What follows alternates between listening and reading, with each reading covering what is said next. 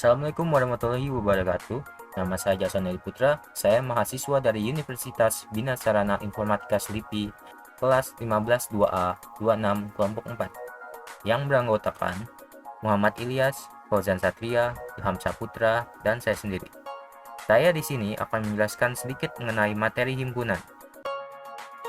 Materi yang akan saya bahas ialah mengenai pengenalan teori himpunan, simbol-simbol yang digunakan pada teori himpunan, jenis-jenis himpunan, penyajian himpunan, dan operasi pada himpunan dengan diagram Venn.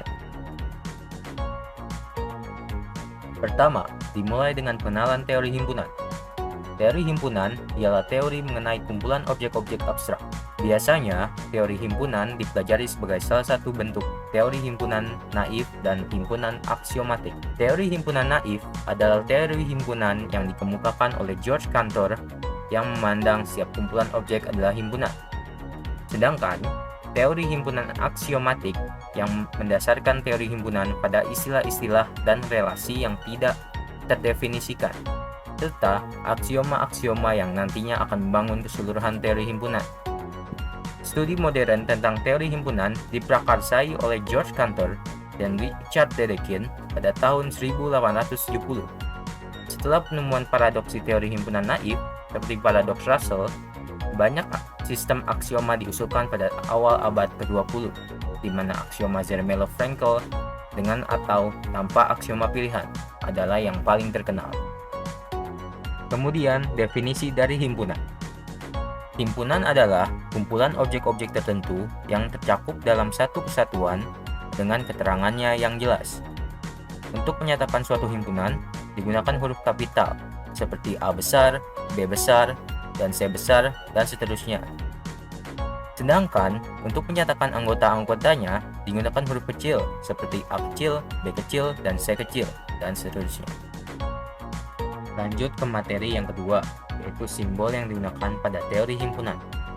Ada beberapa simbol yang digunakan, diantaranya adalah W, N, Z, R, C, tanda kurung berawal, dan garis lurus.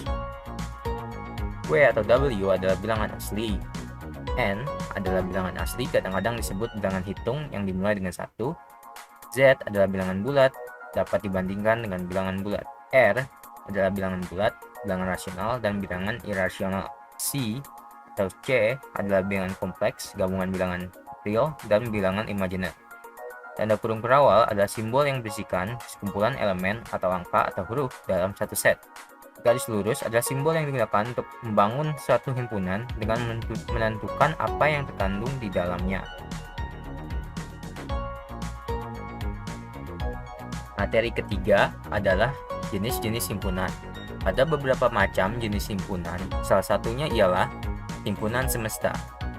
Himpunan semesta adalah himpunan yang memuat semua anggota ataupun objek himpunan yang dibicarakan. Himpunan semesta disimbolkan dengan S. Contoh himpunan semesta adalah misalkan A berisikan 3, 5, 7, 9. Maka kita menuliskan himpunan semesta yang mungkin adalah S bilangan ganjil, atau S bilangan asli, atau S bilangan cacah, atau S bilangan real.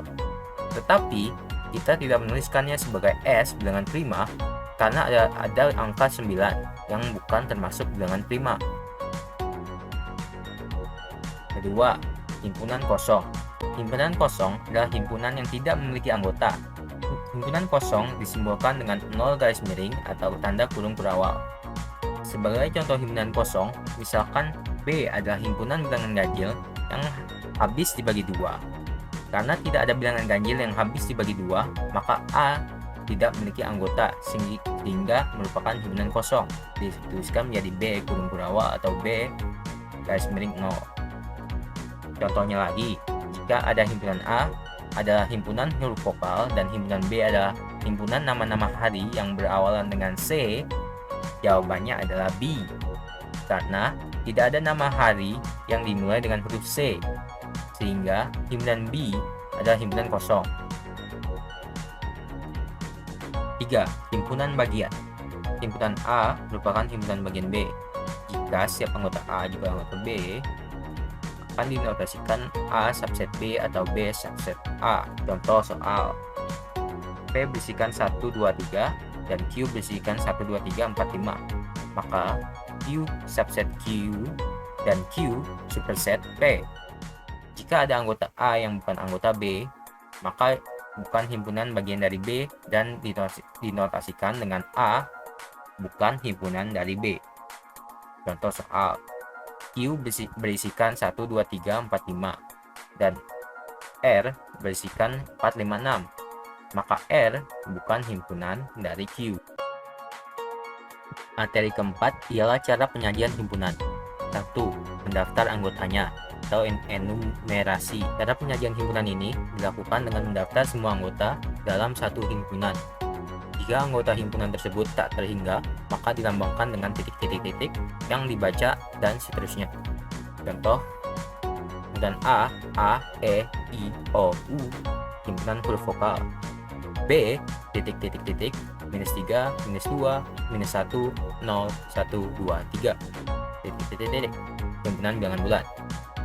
C, 2, 3, 5, 7, 11, titik-titik-titik atau seterusnya, himpunan bilangan prima. Kedua, menyatakan dengan kata-kata sifat keanggotaan. Cara penyajian himpunan ini adalah dengan menuliskan sifat-sifat anggota dalam suatu himpunan dengan kata-kata tanpa perlu menyebutkan bilangan atau nama-nama anggota himpunan tersebut.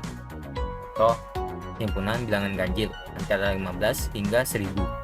Himpunan bilangan genap antara 283 hingga 938. Himpunan bilangan kuadrat yang lebih besar dari 144.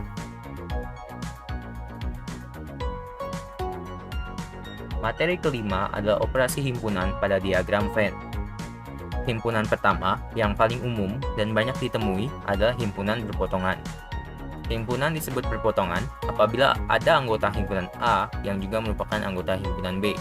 Himpunan A dan B yang berpotongan bisa dituliskan A irisan B. Himpunan kedua adalah himpunan bagian.